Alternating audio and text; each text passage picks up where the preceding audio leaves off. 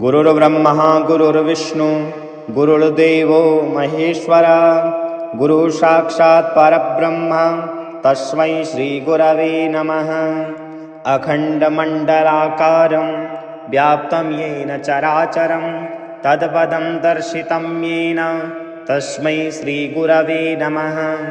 अज्ञानतिमिरान्धस्य ज्ञानाञ्जनशलाकया चक्षुरुन्मीलितं येन तस्मै श्रीगुरवे नमः।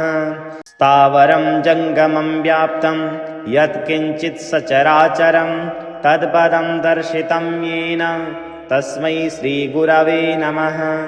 चिन्मयं व्याप्तं सर्वं त्रैलोक्यं सचराचरं तत्पदं दर्शितं येन तस्मै श्रीगुरवे नमः। सर्वश्रुतिशिरोरत्न विराजितपदाम्बुजं वेदान्ताम्बुजसूर्याय तस्मै श्रीगुरवे नमः। चैतन्यं शाश्वतं शान्तं व्योमातीतं निरञ्जनं नारदबिन्दुकलातीतं तस्मै श्रीगुरवे नमः। ज्ञानशक्तिसमारूढं तत्त्वमालाविभूषितं भुक्तिमुक्तिं प्रदातारं तस्मै श्रीगुरवे नमः। गुरुर्ब्रह्मा गुरुर्विष्णु गुरुर्देवो महेश्वरा गुरुसाक्षात् परब्रह्म तस्मै श्रीगुरवे नमः। अखण्डमण्डलाकारं व्याप्तं येन चराचरं तत्पदं दर्शितं येन तस्मै श्रीगुरवे नमः। अज्ञानतिमिरान्धस्य ज्ञानाञ्जनशलाकया चक्षुरुन्मीलितं येन तस्मै श्रीगुरवे नमः। स्थावरं जङ्गमं व्याप्तं यत्किञ्चित् सचराचरं तत्पदं दर्शितं येन तस्मै श्रीगुरवे नमः। चिन्मयं व्याप्तं सर्वं त्रैलोक्यं सचराचरं तत्पदं दर्शितं येन तस्मै श्रीगुरवे नमः। सर्वश्रुतिशिरोरत्न विराजितपदाम्बुजं वेदान्ताम्बुजसूर्याय तस्मै श्रीगुरवे नमः। चैतन्यं शाश्वतं शान्तं व्योमातीतं निरञ्जनं नारदबिन्दुकलातीतं तस्मै श्रीगुरवे नमः। ज्ञानशक्तिसमारूढं तत्त्वमालाविभूषितं भुक्तिमुक्तिं प्रदातारं तस्मै श्रीगुरवे नमः। गुरुर्ब्रह्मा गुरुर्विष्णु गुरुर्देवो महेश्वरा गुरुसाक्षात् परब्रह्म तस्मै श्रीगुरवे नमः। अखण्डमण्डलाकारं व्याप्तं येन चराचरं तत्पदं दर्शितं येन तस्मै श्रीगुरवे नमः। अज्ञानतिमिरान्धस्य ज्ञानाञ्जनशलाकया चक्षुरुन्मीलितं येन तस्मै श्रीगुरवे नमः।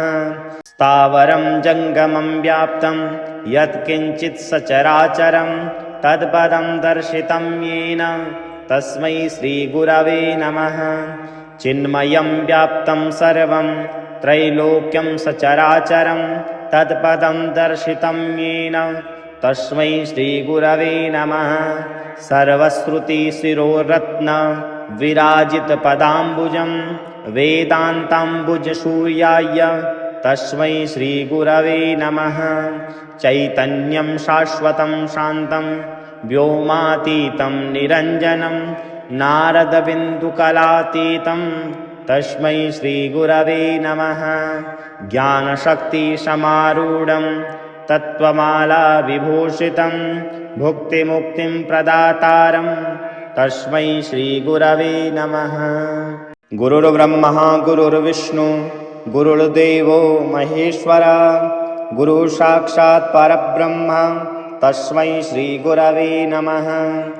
अखण्डमण्डलाकारं व्याप्तं येन चराचरं तत्पदं दर्शितं येन तस्मै श्रीगुरवे नमः। अज्ञानतिमिरान्धस्य ज्ञानाञ्जनशलाकया चक्षुरुन्मीलितं येन तस्मै श्रीगुरवे नमः। स्थावरं जङ्गमं व्याप्तं यत्किञ्चित् सचराचरं तत्पदं दर्शितं येन तस्मै श्रीगुरवे नमः। चिन्मयं व्याप्तं सर्वं त्रैलोक्यं सचराचरं तत्पदं दर्शितं येन तस्मै श्रीगुरवे नमः। सर्वश्रुतिशिरोरत्न विराजितपदाम्बुजं वेदान्ताम्बुजसूर्याय तस्मै श्रीगुरवे नमः। चैतन्यं शाश्वतं शान्तं व्योमातीतं निरञ्जनं नारदबिन्दुकलातीतं तस्मै श्रीगुरवे नमः।